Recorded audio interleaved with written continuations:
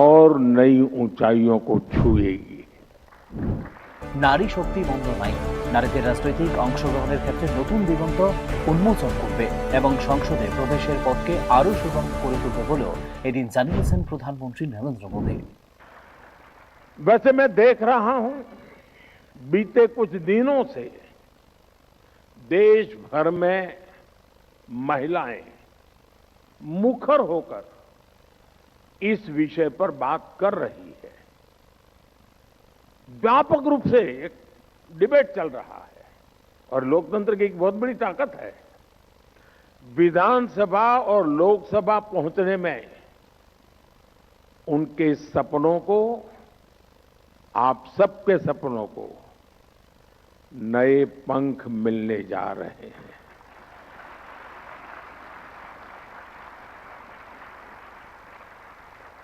मैं अनुभव कर रहा हूं देश में एक सकारात्मक माहौल बना है। নারীদের জন্য সংরক্ষণ কার্যকর করতে নতুন জনগণনা এবং সীমানা পুনর্নির্ধারণ প্রক্রিয়ার সঙ্গে এই আইনকে যুক্ত করা হয়েছে। যদিও জনগণনা বিলম্বিত হওয়ায় আপাতত 2011 সালের তথ্যের ভিত্তিতে প্রক্রিয়া এগিয়ে নিয়ে যাওয়ার রয়েছে পরিকল্পনা। সংশোধনের পর লোকসভার আসন সংখ্যা 543 থেকে বেড়ে 816-তে পৌঁছতে পারে বলেও ইঙ্গিত দিয়েছে সরকার।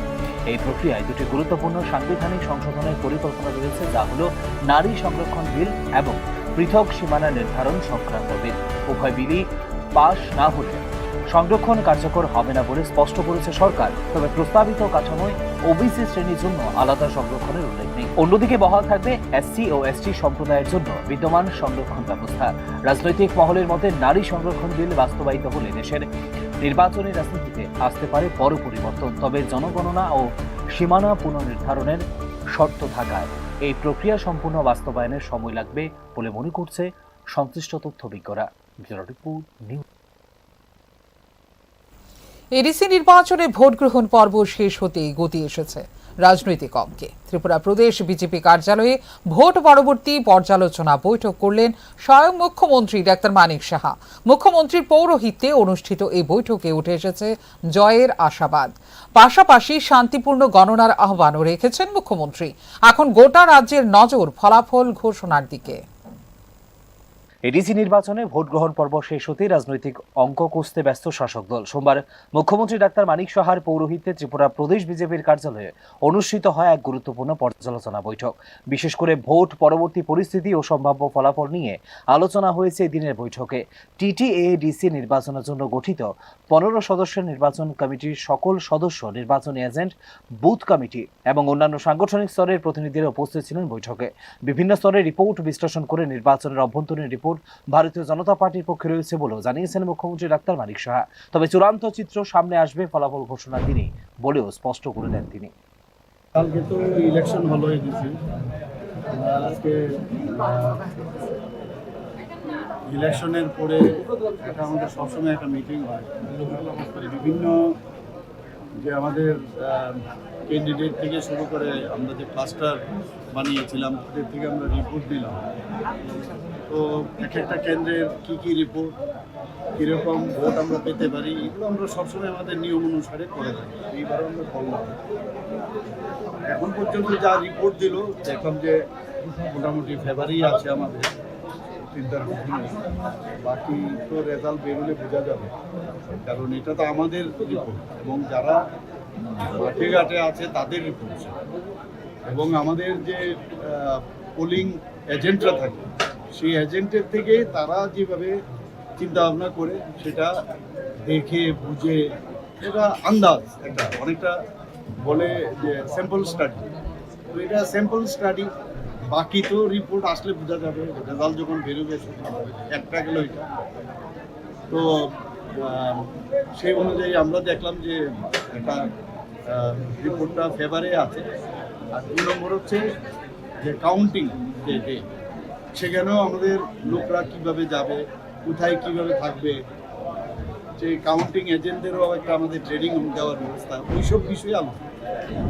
ভোট গ্রহণের দিন কিছু বিচ্ছিন্ন অনভিপ্রেত ঘটনার উল্লেখ করে ফলাফল ঘোষণার দিন সব রাজনৈতিক দলের প্রতি শান্তি ও সংযম বজায় রাখার আহ্বান জানিয়েছেন মুখ্যমন্ত্রী ডাক্তার মানিক সাহা। রাজনৈতিক দলগুলোকে আবার আমি আবেদন করব আমরা শান্তির মাধ্যমে যেন সুন্দরভাবে, যেহেতু ইলেকশনটা 2-4টে ঘটনা হয়েছে, সেটাও কেন হবে, একটা সুন্দর একটা বাতাবরণের মধ্যে শেষটা যেন যার শেষ বলো তার সব হয়, সেটা যেন হয় আমি আবেদন করব। 17 তারিখ সবার উদ্দেশ্যে কি বার্তা থাকছে? আমি তো বললাম যে সবার সহযোগিতা প্রয়োজন এবং সুন্দরভাবে আমরা এই ডিসি ইলেকশন প্রশাসনের তরফ থেকে তো ওনারা সাহায্য করছে, আমরা পার্টির তরফ থেকেও তারা সমস্ত পার্টি যারা আছেন তাদের কাছে আমি এটাই বলবো যে আমি যে কথাটা বললাম যে শান্তির পরিবেশে যেন যে লাস্ট যে কাউন্টটা যেন হয় এবং রেজাল্টের জন্য আমরা অপেক্ষায় রইলাম এবং তাতে মানে সবাই যেন এই রেজাল্ট বেরোনোর পর আবার অনেকে কিন্তু অতি উৎসাহী হয়, সেটা যেন না হয়। আমরা দেখেছি এটা ত্রিপুরার বহুদিন ধরে এটা কালচার যে নির্বাচন উত্তর একটা সন্ত্রাস হয়, প্লিজ ডোন্ট ডু ইট। আমি আমাদের পার্টির আজকে এখানে আমি এই কথাটা কিন্তু বলেছি যে যাই হোক, ভালো হতে পারে খারাপ হতে পারে, কিন্তু আমাদের তরফ থেকে কোনো অবস্থায় কোনো এই ধরনের প্ররোচনামূলক কাজেও আমরা পাড়া দেবো না এবং অন্যদেরকেও আমরা আক্রমণ বা আমরা কোনো আমাদের তরফ থেকে কোনো আক্রমণাত্মক কোনো কথা বলবো বা কাজ করবো। রাজনৈতিক বিশ্লেষকদের মতে 2021 সালে টিটিএডিসি নির্বাচনের ফলাফল এবারের নির্বাচনে একটি গুরুত্বপূর্ণ রেফারেন্স পয়েন্ট। সে নির্বাচন এডিসির 28টির মধ্যে 18টি আসন জিতে এককভাবে ক্ষমতা দখল করেছিল তিপ্রামথা, যেখানে বিজেপি পেয়েছিল 9টি আসন এবং একটি আসনে জয়ী হয়েছিল স্বতন্ত্র প্রার্থী। কিন্তু 2028 বিধানসভা নির্বাচনকে সামনে রেখে মুখ্যমন্ত্রী ডাক্তার মানিক সাহার নেতৃত্বে এবার এডিসির 28টি আসনে এককভাবে লড়াই করছে ভারতীয় জনতা পার্টি। ফলে এবারের নির্বাচন শুধু ক্ষমতা লড়াই নয়, বরং রাজনৈতিক আধিপত্য পুনর্নির্ধারণের লড়াই বলে মনে করছে বিশ্লেষকরা। সার্বিকভাবে ভোট পরবর্তী এই বৈঠক বিজেপির আত্মবিশ্বাসের বার্তা দিলেও 17 এপ্রিল টিটিএডিসি নির্বাচনে চূড়ান্ত ফলাফল না আসা পর্যন্ত বজায় থাকছে রাজনৈতিক অনিশ্চয়তা। Bureau report, news now. সহিংসতা ও উত্তেজনার অভিযোগের মধ্যেও রেকর্ড ভোটদানের হার লক্ষ্য করা গেছে টিটিএডিসি নির্বাচনে। সামগ্রিকভাবে উচ্চ ভোটার উপস্থিতি গণতান্ত্রিক প্রক্রিয়ায় সাধারণ মানুষের সক্রিয় অংশগ্রহণের ইঙ্গিত দিলেও নির্বাচনী পরিবেশ নিয়েও উঠছে প্রশ্ন। Tripura tribal area autonomous district council নির্বাচনে এবারের ভোটদানের হার 83.52% পৌঁছানো নিঃসন্দেহে একটি তাৎপর্যপূর্ণ ঘটনা। মোট 9,51,613 জন ভোটারের মধ্যে 7,94,779 জনের অংশগ্রহণ প্রমাণ করে। রাজনৈতিক উত্তেজনা সত্ত্বেও জোরালো হয়েছে সাধারণ মানুষের মধ্যে ভোটাধিকার প্রয়োগের প্রবণতা। লিঙ্গভিত্তিক বিশ্লেষণে দেখা যায় 3,99,799 মহিলা ভোটারদের অংশগ্রহণ 3,94,979 পুরুষ ভোটারদের তুলনায় সামান্য বেশি। সামাজিক ও রাজনৈতিক ক্ষেত্রে নারীদের ক্রমবর্ধমান অংশগ্রহণের এটি একটি ইতিবাচক ইঙ্গিত। ভোটের হার বিশ্লেষণ করলে স্পষ্ট হয় অধিকাংশ কেন্দ্রেই 80% বেশি ভোট পড়েছে, যা একটি শক্তিশালী ভোটার মোবিলাইজেশনের ইঙ্গিত। পূর্ব মোহরিপুর বুড়াথলি কেন্দ্রে সর্বোচ্চ 89.91% ভোটদান যেমন উৎসাহব্যঞ্জক, তেমনি অপেক্ষাকৃত কম অংশগ্রহণের দিকটি তুলে ধরে দামছড়া জম্পুজলা কেন্দ্রে 69.09% ভোট। এই বৈষম্য ভৌগোলিক নিরাপত্তাজনিত বা রাজনৈতিক প্রভাবের পার্থক্যের কারণে হয়ে থাকতে পারে, যা ভবিষ্যতে বিশ্লেষণের দাবি রাখে। তবে এই উচ্চ ভোটদানের পেছনে কাজ করেছে একটি জটিল বাস্তবতাও। নির্বাচন চলাকালীন বিভিন্ন এলাকায় উঠে এসেছে সংঘর্ষ, বোমাবাজি, ভয়ভীতি প্রদর্শন এবং ভোটে বাধা দেওয়ার অভিযোগ। এই ঘটনাগুলি নির্বাচনের পরিবেশকে প্রশ্নবিদ্ধ করে এবং প্রশাসনিক প্রস্তুতি ও নিরাপত্তা ব্যবস্থার কার্যকারিতা নিয়ে তৈরি করে আলোচনার অবকাশ। একই সঙ্গে এইসব প্রতিকূলতার মধ্যেও ভোটারদের দীর্ঘ লাইন এবং স্বতঃস্ফূর্ত উপস্থিতি গণতান্ত্রিক মূল্যবোধের প্রতি গভীর আস্থার প্রতিফলন বলেও মনে করছে বিশ্লেষকরা। রাজনৈতিক প্রতিযোগিতা যতই তীব্র হোক না কেন, সাধারণ মানুষের মধ্যে ভোটাধিকার প্রয়োগের ইচ্ছা এখনো প্রবল, তা মোটামুটি নিশ্চিত। সব মিলিয়ে টিটিএডিসি নির্বাচনের এই চিত্র একদিকে যেমন গণতান্ত্রিক শক্তির উত্থানকে তুলে ধরে, অন্যদিকে নির্বাচনী প্রক্রিয়ার স্বচ্ছতা ও নিরাপত্তা নিশ্চিত করার ক্ষেত্রে ভবিষ্যতের জন্য সামনে নিয়ে এসেছে গুরুত্বপূর্ণ প্রশ্ন। Bureau report, news now. Returning অফিসারের রিপোর্ট, অনিয়মের অভিযোগের প্রেক্ষিতে ত্রিপুরা উপজাতি স্বশাসিত জেলা পরিষদের এক কেন্দ্রে পুনর্নির্বাচনের নির্দেশ দিল নির্বাচন কমিশন। 17 পেকুয়া জলা কেন্দ্রের পার্ট 39 হীরাপুর এসপি স্কুল প্রাঙ্গণের বুথে ফের ভোট গ্রহণ হবে আগামী 16 এপ্রিল বৃহস্পতিবার। সোমবার সাংবাদিকদের এই বিষয় নিয়ে বিস্তারিত জানিয়েছে রাজ্য নির্বাচন কমিশন। সংশ্লিষ্ট বুথে ভোট গ্রহণ নিয়ে ওঠা অভিযোগ খতিয়ে দেখে এ সিদ্ধান্ত নেওয়া হয়েছে বলেও জানিয়েছে নির্বাচন কমিশন।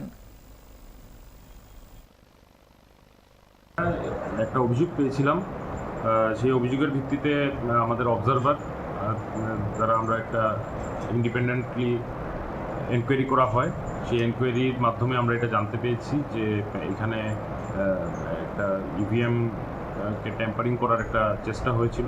তো সেই বিষয়টা আমাদের কমিশনার স্যার নোট করেছেন এবং এটার আমরা যেহেতু একটা স্বচ্ছ নির্বাচন করার জন্য আমরা চেষ্টা আমাদের সবসময় থাকে, তার জন্য সেই স্বচ্ছতা বজায় রাখার জন্য সেই পার্টিকুলার যেই ভোট কেন্দ্র আছে 17/39 সেখানে আমরা রিপোলের যে চিন্তাধারা করা হয়েছে এবং সেই অনুযায়ী কমিশনার স্যার নোটিফিকেশনও ইস্যু করেছেন।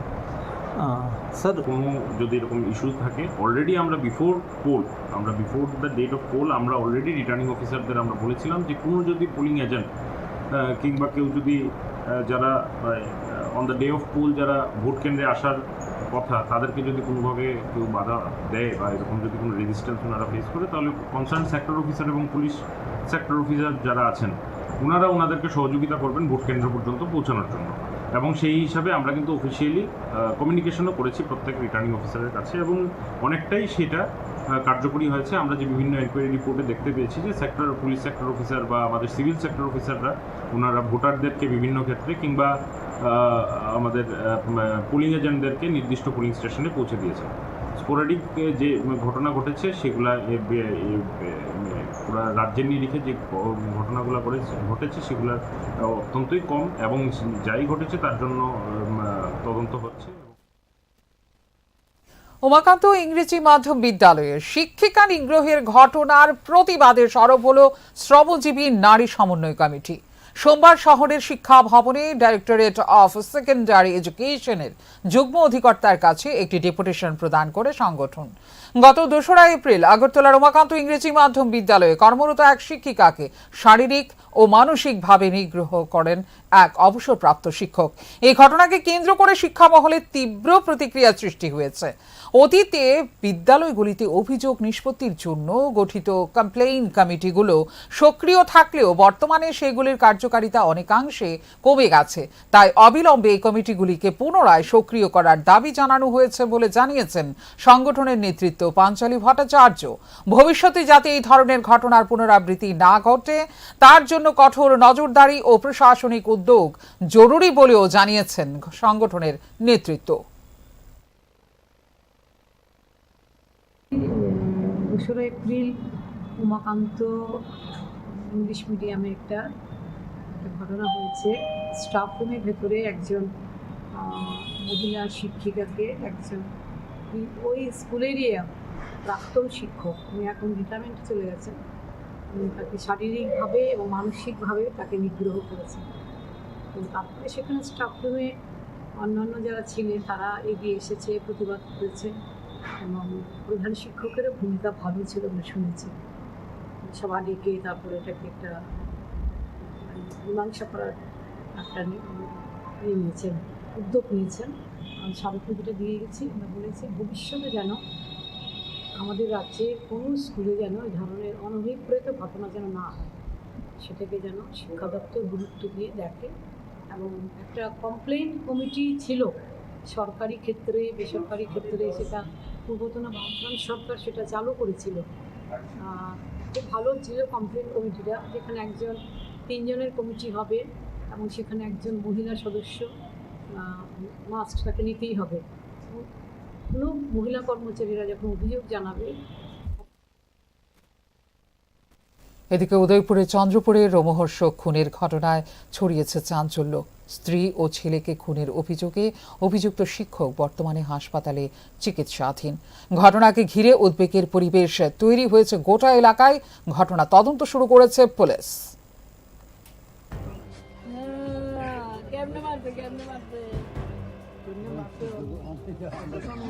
ভোরের নীরবতা আচমকাই ভেঙে দিল হিম শীতল চিৎকার। কয়েক মুহূর্তের মধ্যেই স্পষ্ট হয়ে উঠল এই শুধু আর 5টা দিনের মতো সকাল নয়, বরং এক রক্তাক্ত বিভীষিকার সাক্ষী হতে চলেছে গোটা এলাকা। সোমবার উদয়পুর মহকুমা চন্দ্রপুরের বেলতলি শিউরে উঠেছে এক অকল্পনীয় ট্র্যাজেডিতে। অভিযোগ, মহকুমার বর্তলি স্কুলের বিজ্ঞান শিক্ষক অজিত দাস নিজের ঘরে রচনা করেন এই নারকীয় কাণ্ড। শ্রী রূপা দাস এবং ছোট ছেলে দিগন্ত দাস, যাদের নিয়ে ছিল তাঁর সাজানো সংসার, তাদের নৃশংসভাবে খুন করার অভিযোগ উঠেছে তাঁর বিরুদ্ধে। ছেলে দিগন্ত দাস ছিল ইকফাই কলেজের মেধাবী ছাত্র। কিভাবে, কেন, এখনো অন্ধকারে ঢাকা সেই উত্তর।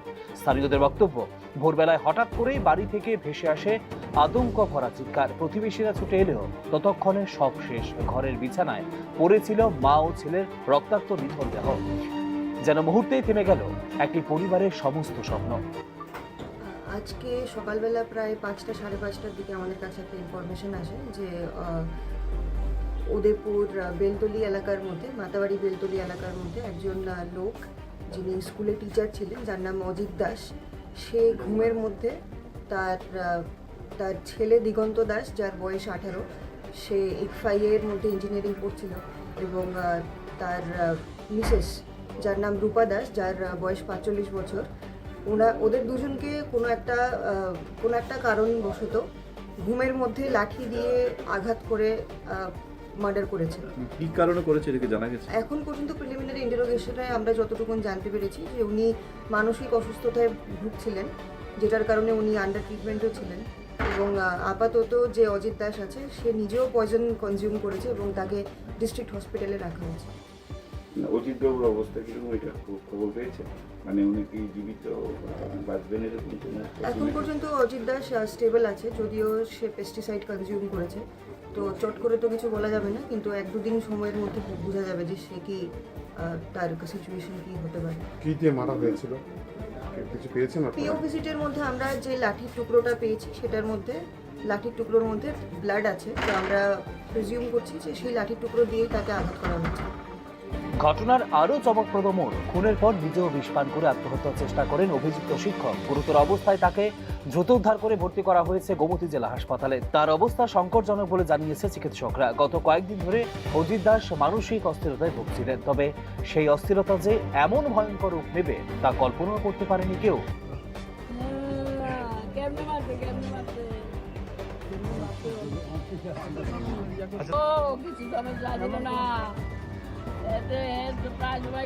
আমার ক্যান্সারের ডাক্তার সব দেয় আনছে, ডাক্তার কোনো রোগই পাইছে না। ডাক্তার কইছে আপনার কোনো রোগই নাই, আপনার কোনো রোগই নাই। এরপরে দিয়ে আপনার ওই ডাক্তার দেখাইলো, মানসিক রোগের ডাক্তার দেখাইলো। এই ডাক্তার ওষুধ দিচ্ছে, কইছে আপনার না, আপনার প্রবলেম আছে, এই ওষুধ টিকা খাইছে, কিছু খাইছে, কিছু হালাই।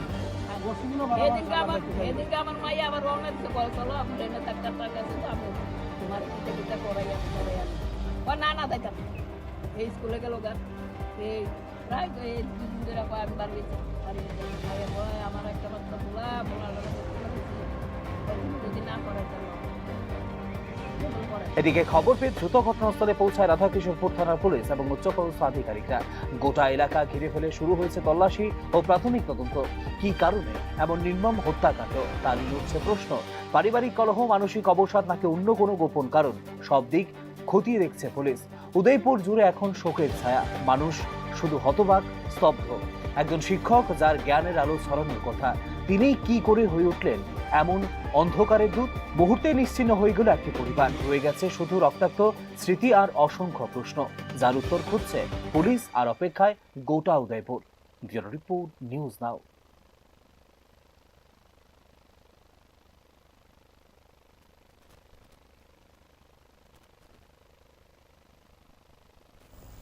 এই মুহূর্তে চোখ রাখছি শেষ খবরে। 4 দিনে 2 হাতির মৃত্যু, এটা কি নিছক কাকতালীয় নাকি চরম প্রশাসনিক ব্যর্থতার নগ্ন উদাহরণ? পেচারথলের আন্দারছড়া থেকে ঠান্ডাছড়া একই চিত্র, মৃত্যু আর নীরবতা। প্রশাসনের দায় এড়ানোর প্রবণতা নিয়ে এখন সরব গোটা এলাকা। এখনই জবাবদিহি না হলে এই মৃত্যু মিছিল থামবে কিভাবে? সেই আতঙ্কে ঘিরেই ধরছে সাধারণ মানুষকে।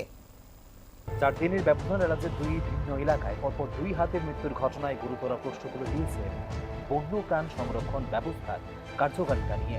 8 এপ্রিল পেচারথলের আন্ধারছড়ায় 14 বছরের একটি হাতি এবং 10ই এপ্রিল ঠান্ডাছড়া এলাকায় 45 বছরের আরেকটি হাতির মৃত্যু। এই ঘটনাগুলি শুধু বিচ্ছিন্ন দুর্ঘটনা হিসেবে দেখার সুযোগ কম বলে মনে করছে বিশেষজ্ঞ মহলের একাংশ। প্রাথমিকভাবে স্থানীয়দের অভিযোগ খাদ্যের অভাব এবং সঠিক পরিচর্যার অভাবই এই মৃত্যুর মূল কারণ। তবে বিশ্লেষকরা বলছেন সমস্যাটি আরো গভীর ও বহুমাত্রিক। গত কয়েক বছরে ত্রিপুরার বনাঞ্চলের আয়তন হ্রাস, মানুষের সঙ্গে বন্যপ্রাণীর সংঘাত বৃদ্ধি এবং হাতিদের প্রাকৃতিক চলাচলের করিডোর সংকুচিত হয়ে যাওয়ায় এসবই প্রভাব ফেলছে হাতিদের স্বাভাবিক জীবনচক্রে। ফলে তারা প্রায়ই খাদ্যের সন্ধানে জনবসতিপূর্ণ এলাকায় ঢুকে পড়ছে, যা তাদের জন্য বাড়াচ্ছে ঝুঁকি। এছাড়াও বন্যপ্রাণ পর্যবেক্ষণ ও স্বাস্থ্য পরীক্ষার ক্ষেত্রে নিয়মিতভাবে এবং আধুনিক প্রযুক্তির ব্যবহার কতটা কার্যকরভাবে হচ্ছে তা নিয়ে উঠছে প্রশ্ন। বিশেষ করে বয়স্ক হাতিদের ক্ষেত্রে নিয়মিত ট্র্যাকিং, স্বাস্থ্য পর্যবেক্ষণ এবং জরুরি চিকিৎসা ব্যবস্থার প্রয়োজনীয়তা দীর্ঘদিন ধরেই আলোচিত। সেই দিকটিকে সামনে এনে দিচ্ছে 45 বছরের হাতিটির মৃত্যু। প্রশাসনের পক্ষ থেকে এখনো পর্যন্ত সুস্পষ্ট ব্যাখ্যা না আসায় আরও বাড়ছে জল্পনা। যদি মৃত্যুর কারণ নির্ধারণে দ্রুত ও স্বচ্ছ তদন্ত না হয়, তাহলে ভবিষ্যতে এই ধরনের ঘটনার পুনরাবৃত্তি রোধ করা কঠিন হয়ে পড়বে বলে মনে করছে পরিবেশবিদরা।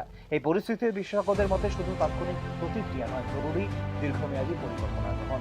হাতির করিডোর পুনরুদ্ধার, খাদ্য ভাণ্ডার উন্নয়ন, স্থানীয়দের সঙ্গে সমন্বয় বৃদ্ধি এবং প্রযুক্তি নির্ভর নজরদারি ব্যবস্থার উন্নতি, এইসব বিষয়কে অগ্রাধিকার না দিলে কাগজে কলমে সীমাবদ্ধ থেকে যাবে বন্যপ্রাণ সংরক্ষণ।